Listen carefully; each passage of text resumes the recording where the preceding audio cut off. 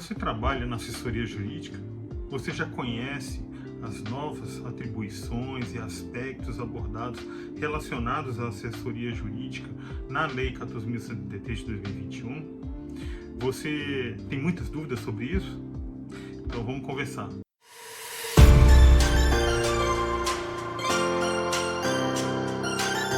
Seja muito bem-vindo ao seu canal Licitação e Gestão, trazendo mais informações sobre esse mundo vasto e complexo das licitações públicas. Para quem ainda não me conhece, meu nome é Frederico e sou servidor público há 26 anos, servidor público federal, e eu leciono nessa área desde 2013. Gosto de lecionar, gosto de verdade, e é por isso que eu estou aqui para compartilhar com vocês o conhecimento acumulado durante todo esse tempo aí.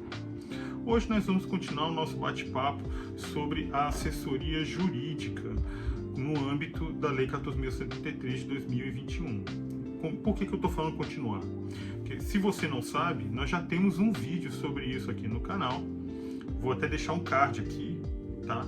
Que é para ver se você que tiver interesse, né, tiver necessidade, você pode assistir. Isso aqui é uma continuação, porque senão o vídeo vai ficar muito longo. Então, voltando aqui só para contextualizar, na Lei 8.666 de 93, nós tínhamos apenas um artigo onde era citada as atribuições da assessoria jurídica com relação a licitações e contratos administrativos. Uma coisa muito singela, né?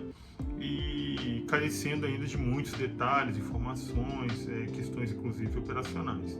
Já no âmbito da 14.133, o órgão de assessoramento jurídico, ele já é tratado em várias passagens, né? Para dar um didatismo melhor, para poder trazer as informações de uma forma mais didática, o que eu fiz?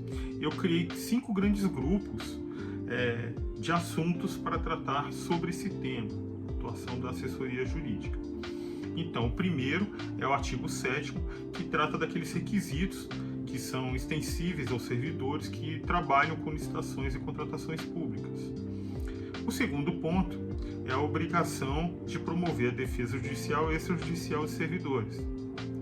O terceiro ponto já é assessorar a autoridade com competência regulamentar para instituir modelos padronizados de documentos no âmbito da Lei 14.133. O quarto ponto já é a análise prévia de legalidade, que é aquela coisa que a gente já está acostumado, que é a emissão do parecer antes da licitação realmente começar, né? A gente iniciar a fase externa da licitação. E por último, nós temos a atuação da assessoria jurídica no modelo das 3 linhas de defesa. Nesse vídeo eu vou tratar especificamente da obrigação de defesa judicial e extrajudicial e do modelo das 3 linhas de defesa. Tá? O restante eu já tratei no vídeo anterior. Bom, começando o nosso papo, né? Primeiro, eu acho que essa questão da gente poder ser defendido pela advocacia pública, eu achei fantástico essa novidade, né? Novidade nada, né, gente? Vamos combinar. Para quem está atento, para quem estuda, para quem está acompanhando aí, já sabe que essa obrigação de promover a defesa judicial e extrajudicial de servidores já está previsto, pelo menos no âmbito federal, na Lei 9.028 de 95, tá lá no artigo 22. Confere lá, que lá já está previsto isso. Na questão da defesa extrajudicial, inclusive, já existe uma portaria, também da AGU. Essa portaria é a 42 de 2018. No âmbito judicial, nós temos a portaria 428 de 2019. Lá estão previstas pessoas, né, os cargos que elas estão ocupando, que estão previstos para poder fazer essa defesa judicial e extrajudicial. Bom, mas o que a nova lei de licitações trouxe lá no seu bojo, no artigo 10? Ela fala que existirá a defesa judicial e extrajudicial nas esferas administrativa, controladora e judicial. Ou seja, o que ele está dizendo ali? Se eu for responder um PAD, uma sindicância, é uma esfera administrativa, e aí eu posso ser defendido pelo órgão de assessoramento jurídico. Se eu tiver respondendo algum questionamento, tiver com algum problema junto ao TCU ou o órgão de controle interno, então é o nível, a esfera controladora. E se eu tiver com problema na justiça, aí é a esfera judicial. Então ele tem que atuar nessas 3 instâncias aí, tá bom? Se ocorrer alguma coisa nessas 3 instâncias, eu tenho esse benefício aí previsto na Lei 14.073 de 2021. Mas aí nós temos que respeitar 3 requisitos que estão lá na lei. Primeiro requisito, eu vou ser defendido em observância à minha atuação no âmbito da Lei 14.073. Então, se eu estiver trabalhando em alguma fase da licitação ou da vida contratual, aí eu tenho esse benefício previsto na lei. Ou se eu for autoridade competente, também nesse âmbito aí, atuando nesse âmbito, aí eu também tenho essa previsão legal aí. Segundo requisito, tem que haver uma manifestação de vontade daquele agente público que está respondendo perante alguma dessas esferas aí, controladora, administrativa, judicial, podendo ser extrajudicial ou judicial. Então, nesse caso, eu tenho que ter uma manifestação de vontade. Então, isso implica o quê? Um documento escrito solicitando esse apoio. Porque a gente não trabalha com tradição oral, vamos combinar. E o terceiro requisito é que eu tenho que estar seguindo estritamente alguma recomendação da assessoria jurídica. Então, a assessoria jurídica se manifestou em algum documento, um parecer, e aí eu estou seguindo aquela recomendação, pratiquei um ato que lá na frente está sendo contestado em alguma dessas esferas aí, administrativa, controladora judicial. Então, nesses casos, aí eu consigo. Por que isso, gente? Porque quem viu o vídeo passado, viu que a manifestação jurídica, aquele parecer que eles emitem, ele é opinativo. Tá? Eu não sou obrigado a seguir aquele parecer. É uma opinião. É óbvio que se eu resolver não seguir aquela opinião, é muito importante que eu justifique. Olha, gente, eu tenho muito tempo de casa, eu tenho muitos quilômetros rodados aí, 26 anos de Ministério Público é muito tempo. Então, assim, eu em alguns pouquíssimos casos, eu acabei não seguindo o que estava no parecer jurídico. Tinha uma coisa, um detalhe aqui ou outro, que eu acabei não seguindo. Tá? Isso acontece. Agora, eu fiz isso porque eu tinha muita segurança do que eu estava fazendo. Porque eu estudo muito, eu leio muito, fiz muito curso, e me preocupo. Então, assim, eu tinha a minha convicção, com todo respeito ao colega da assessoria jurídica. Mas eu tinha a minha convicção e segui com ela. Graças a Deus, estou tranquilo, tive algumas demandas judiciais e em todas elas eu ganhei, tá? Eu sempre fui o vencedor, porque eu sempre tive muita tranquilidade sobre o que eu estava fazendo. Agora, você tem que justificar, você tem que motivar. Eu sempre tive essa preocupação. Por que é bom motivar? É muito importante motivar, principalmente agora, que mais recentemente nós tivemos algumas alterações lá na LINDB, Lei de Introdução às Normas do Direito Brasileiro. Para quem não sabe, é o Decreto-Lei 4657 de 42, é bem antiguinho, E é importante você ver lá o artigo 22. Eu vou ler para você, vou colocar aqui na tela para você poder acompanhar. Artigo 22. Na interpretação de normas sobre gestão pública, serão considerados os obstáculos e as dificuldades reais do gestor e as exigências das políticas públicas a seu cargo, sem prejuízo dos direitos dos administrados. Parágrafo 1º. Em decisão sobre regularidade de conduta ou validade de ato, contrato, ajuste, processo ou norma administrativa, serão consideradas as circunstâncias práticas que houver imposto, limitado ou condicionado à ação do agente. Então, quando você justifica lá no processo, essas questões aí estão todas latentes. Isso é importante para amanhã, por exemplo, se o Tribunal de Contas vier a examinar o seu processo, ele vai entender as circunstâncias que levaram você a tomar aquela decisão ali. Se você quiser se aprofundar um pouco mais, é importante você estudar lá os artigos 12 a 17 do decreto 9.830 de 2015, que regulamenta, em parte, o Decreto-Lei 4.657 de 42. Então, dá uma estudadinha lá e aí você vai entender um pouco mais, vai poder observar alguns outros aspectos e poder ter um desempenho melhor no seu trabalho, nas suas atribuições públicas, caso você seja servidor. Bom, até agora nós falamos do Poder Executivo Federal. E como é que ficam os outros entes federativos? A bem da verdade, a advocacia pública ela tem que ser obrigatoriamente constituída por servidores do quadro, em razão do artigo 132 da Constituição Federal de 88. Isso já foi inclusive objeto de julgado lá do STF. No entanto, o próprio STF também já julgou que não há obrigação, dentro da Constituição Federal, de que os municípios tenham que instituir advocacias públicas próprias.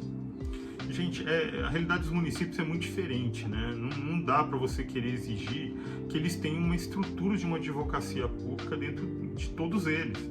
Tem muito município aí com poucos habitantes, então fica difícil você criar uma estrutura dessa, fica oneroso, né, pro ente público e talvez não seja o caminho mais viável ou eficiente.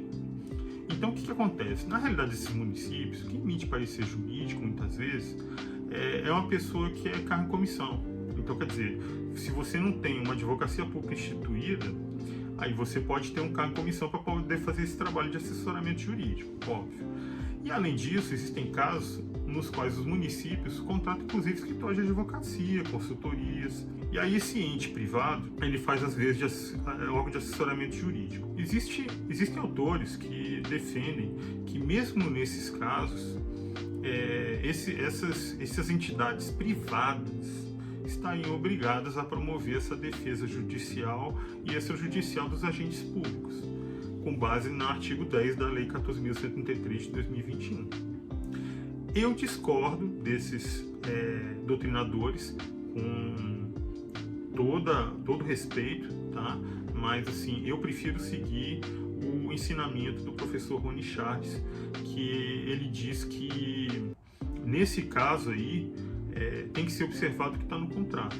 Eu também acho, você estabelecer um contrato com o privado para ele poder desenvolver as atividades dele, né, prestar o seu serviço perante o ente público da forma como foi contratado. Tem que ter um contrato. O serviço vai ser prestado mediante contrato, está na lei. Então, eu acho que é o que está no contrato. Se o contrato prevê que ele tem que fazer a defesa judicial e extrajudicial nessas três esferas aí, tudo bem. Mas se não tiver, ele não está obrigado. Eu sigo essa mesma linha do professor Rony Charles. Tá bom, gente? Bom, eu não sei o que vocês acham disso. Se vocês acharam legal essa novidade, o que vocês acharam dessas informações que eu trouxe. Coloca aí nos comentários, né? Eu também quero entender como é que funciona aí no seu município, como é que está acontecendo isso, se você já se beneficiou desse artigo 10 aí, né? Explica para mim. Agora, antes da gente encerrar esse assunto, ainda tem mais dois detalhezinhos. O primeiro detalhe é que se você tiver provas dentro do processo, nessas esferas aí, dentro do processo você tem lá provas de que o agente público ele agiu de forma dolosa, cometeu um ato ilícito de forma dolosa. Nesses casos, a advocacia pública está dispensada de promover essa defesa aí. Só que a lei fala que só nas esferas administrativa e judicial, tá, gente? Olha aí o detalhe. Então só fala na administrativa e na judicial. E a controladora? Olha, se não está escrito, eu entendo que na controladora isso aí é irrelevante. A advocacia pública vai ter que promover a defesa, tá? A não ser que venha um regulamento ou que venham decisões do TCU que nos mostrem um caminho diferente. Mas, em princípio, eu prefiro seguir ipsilíteres o que está lá na lei. E o segundo ponto aqui de observação vamos supor que eu estou aqui tranquilo, faço uma aposta na Mega Sena, ganhei, né, e fiquei milionário, pedi exoneração do serviço público, rompi o meu vínculo com o serviço público e fui lá para as Bahamas. Daqui a um mês eu tomo ciência de que existe um processo contra mim, né, no âmbito da Justiça Federal. E por causa de algum ato meu relacionado com licitações e contratos, da forma como a gente debateu aqui. Eu não sou mais agente público. Se eu quiser, eu posso me beneficiar dessa defesa aí que está prevista no artigo 10? Posso sim, tá? Se eu quiser, né, contratar um escritório caro aí, tudo que eu ganhei na Mega Sena, beleza, isso é outra história, né? Mas eu tenho esse direito, tá? E vamos combinar, tá, gente? Só pra gente ilustrar aqui. Lembre-se que lá no mensalão teve um réu que acabou se beneficiando da Defensoria Pública Geral da União. O Defensor Público Geral da União conseguiu anular, em parte, argumentos, né, problemas ali que poderiam ser imputados ao réu na época. E, quer dizer, ele foi muito bem sucedido. Eu me lembro que foi muito noticiado isso, foi bem bacana. Então não se esqueça, tá, gente? Não menospreze o trabalho do servidor público. Nós, servidores públicos, muitas vezes somos muito bem preparados, somos dedicados e temos muita capacidade, às vezes até melhor do que o ente privado, tá? Então, não menospreze. Olha, se você está gostando aqui do vídeo, não esquece de deixar o seu like, tá bom? Que isso ajuda demais o canal. Se inscreve também para poder nos acompanhar. Eu sempre estou me esforçando muito, pesquisando para poder trazer informações relevantes para te ajudar. E ativa o sininho também para receber as notificações, tá bom? Não esquece disso não, beleza? Vamos para o nosso segundo assunto. O nosso segundo assunto são as 3 linhas de defesa. Está lá no artigo 169 da Lei 14.133 de 2021. Então pega a tua lei aí e vamos acompanhando. O que diz lá? O primeiro ponto assim, relevante que me chama a atenção é a questão da preocupação do legislador em promover o controle social. Gente, eu acho isso fantástico, eu acho fundamental. Eu já tive notícias assim de outras culturas onde isso é tão assim relevante, é tão importante, as coisas funcionam, o cidadão é muito preocupado com a coisa pública e eu queria muito que aqui no Brasil fosse do mesmo jeito, que a gente tivesse essa preocupação também e que a gente fosse mais dedicado à coisa pública, afinal de contas a coisa pública não é minha, não é sua, não é do João, não é do Manuel, é de todos nós, gente, é da coletividade. Então é importante a gente estar atento para isso. Para você ter controle social, você tem que ter acesso à informação. E se você precisa de informação, normalmente hoje, como é que a gente consegue ter acesso à informação de forma mais fácil, mais rápida? Pela internet, né? Hoje todo mundo está lá no digital. Essa que é a verdade. E não basta você colocar informações sobre licitações e contratos somente no seu portal da transparência, tá, gente? Você se preocupa lá, coloca lá a sua relação de contratos, coloca lá as suas licitações e tal, de qualquer forma, e tá pronto, cumprir com o meu papel. Não é assim, gente. A gente tem que tentar colocar as informações de uma forma clara, paulatável para o cidadão comum. A gente sabe que a gente ainda tem muito problema, muito gargalo de educação nesse país. Então a gente tem que estar preocupado com isso, a gente tem que se preocupar em realmente disponibilizar uma informação fácil, já mastigada, para o cidadão poder ter acesso e conseguir efetivamente exercer o seu papel dentro da fiscalização, né, do controle social. É importante também verificar alguns dados que eu trouxe aqui para ilustrar essa questão de que o cidadão realmente precisa se empenhar mais. Para você que não sabe, existe um censo da web e existe também um comitê gestor da internet. Nesse trabalho, esse comitê gestor, ele apontou que nós temos mais de 1.600 domínios da área pública no GovBR. Então, quando eu falo GovBR, é porque eu estou atingindo todas as esferas de governo, tá? Federal, estadual e municipal. Então é o GovBR. Então são 1.668, se eu não me engano, na época desse trabalho aí. E aí ele citou que lá estão disponíveis mais de 25% da informação do setor público.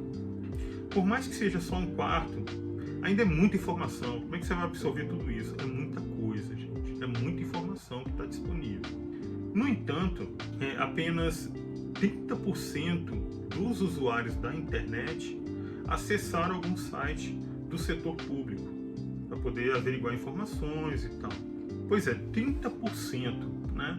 E quantas pessoas dentro do Brasil têm acesso à internet?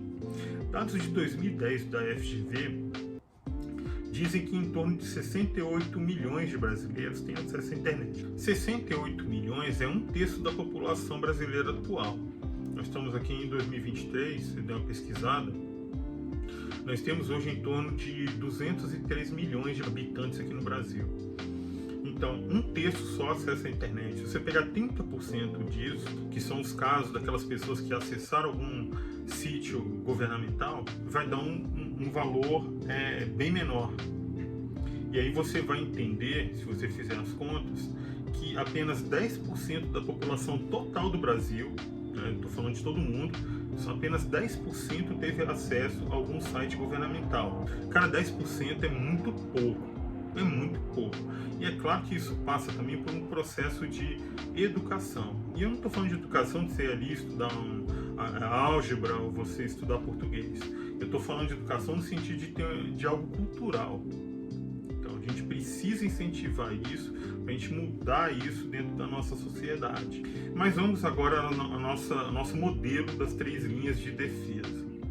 Para começo de conversa, esse modelo ele é estabelecido por uma entidade internacional.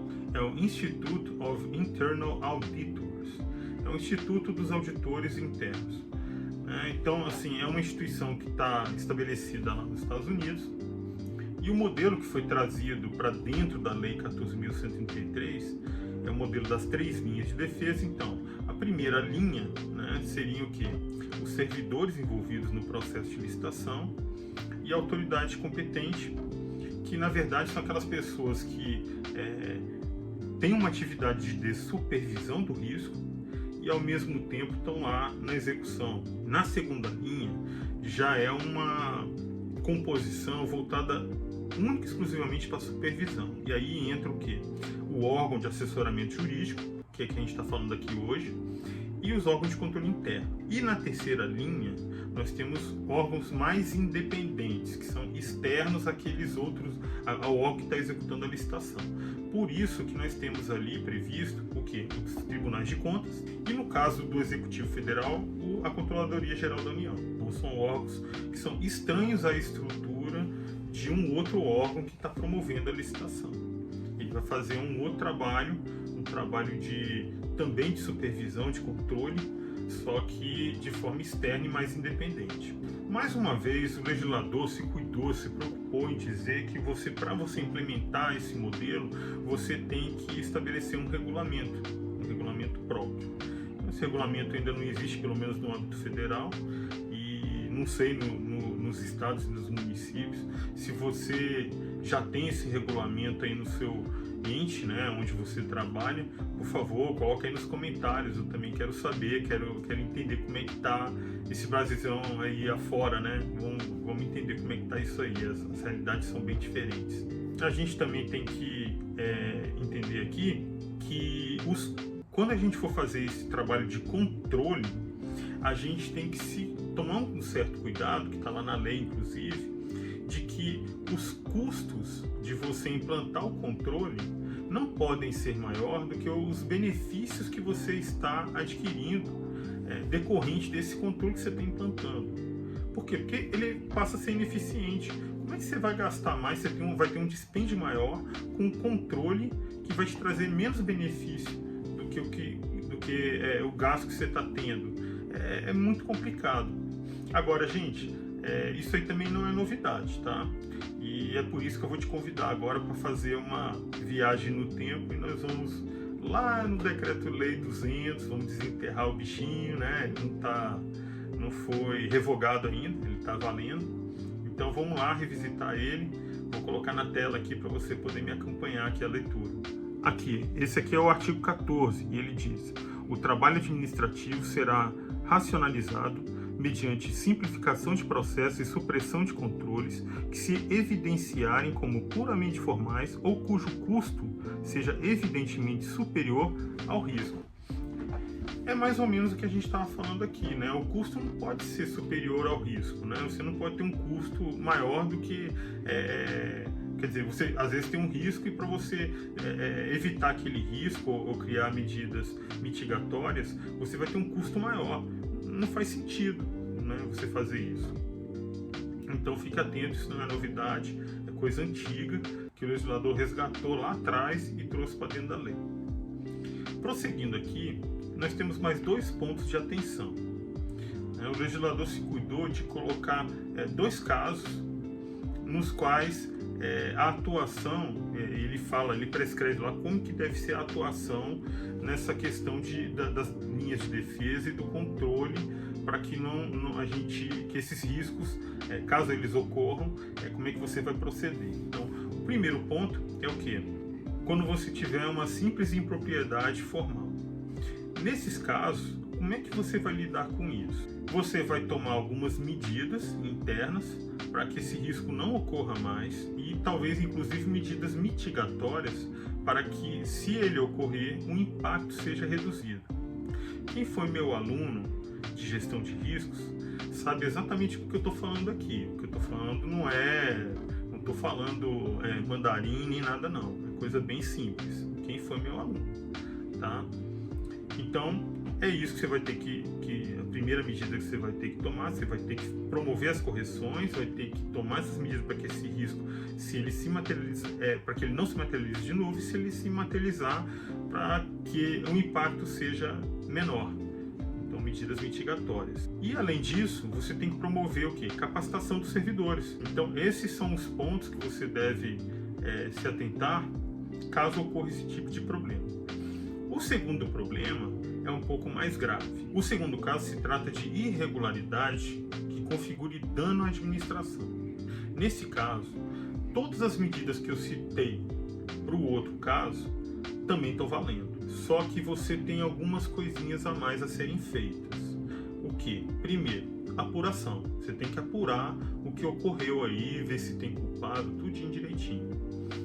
O segundo ponto é que todos os documentos que estão lá no processo, a cópia deles tem que ser juntados nessas cópias e enviados para o Ministério Público para ele apurar se é o caso de crimes relacionados à sua competência institucional.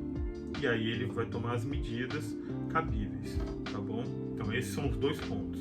Existe ainda uma dúvida que é corriqueira. Nesse sistema, né, das 3 linhas de defesa, você tem 3 linhas, tá? E aí a pergunta se eu tiver identificando algum problema, alguma coisa que eu não concorde, com uma licitação específica, com um contrato, execução de um contrato específico, a que linha que eu devo recorrer? Eu já posso pular logo para a terceira? Ou é demais, eu vou para a segunda? Ou eu vou primeiro para a primeira e depois... Ou eu posso acionar mais de uma linha de defesa? O que fazer? Esse problema já foi atacado dentro do Tribunal de Contas da União. Tem um acordo, tá? Eu vou colocar aqui na tela o número dele para você poder consultar, pesquisar. Lá nesse julgado, o TCU decidiu o seguinte, que não é eficiente você já partir logo para a segunda ou terceira linha de defesa. O ideal é você recorrer primeiro à primeira linha de defesa. Mesmo porque, se você pensar assim, eu vou recorrer, eu vou entrar com uma impugnação, por exemplo, ao edital, ou vou entrar com recurso, ou alguma coisa desse tipo, eu tenho que realmente entrar junto ao órgão que está promovendo a licitação. Não faz sentido se eu entrar no órgão e já entrar com uma representação no TCU, o que acontece? Existe uma duplicidade de esforços da administração pública. E isso atrapalha muitas vezes, né? Não é eficiente.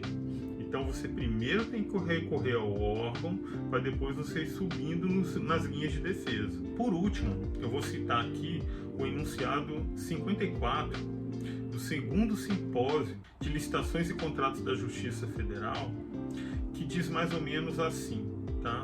Que você utilizar a gestão de riscos você não depende de ter uma estrutura de controle interno necessariamente. A gestão de riscos ela é implementada em todo o metaprocesso de licitação e contratação pública. O que isso quer dizer? Isso quer dizer que quem realmente, efetivamente faz a gestão de riscos é quem está lá na mão na massa, é quem está realmente envolvido no processo de licitação pública. É ele que faz essa gestão de riscos, né? Então, assim, o órgão de controle ele vai dar um suporte, porque gestão de risco é um negócio do gestor, de quem está no executivo, na execução. É isso, tá bom, gente? Pessoal, esse era o recado que eu tinha para dar. Espero que vocês tenham gostado do vídeo. Espero que as informações sejam úteis para vocês, tá? E mais uma vez eu peço para você dar o joinha aí, porque isso ajuda demais no canal. Deixe seus comentários, vamos conversar. Tragam sugestões aí de temas para os meus vídeos, para poder te ajudar. Me fala aí o que você está precisando. Eu tô aqui, cara, eu tô disponível. Você não está pagando nada por isso. Eu tô te dando toda a informação aqui, ó, mastigadinha. Beleza? Forte abraço, fiquem todos com Deus e até a próxima.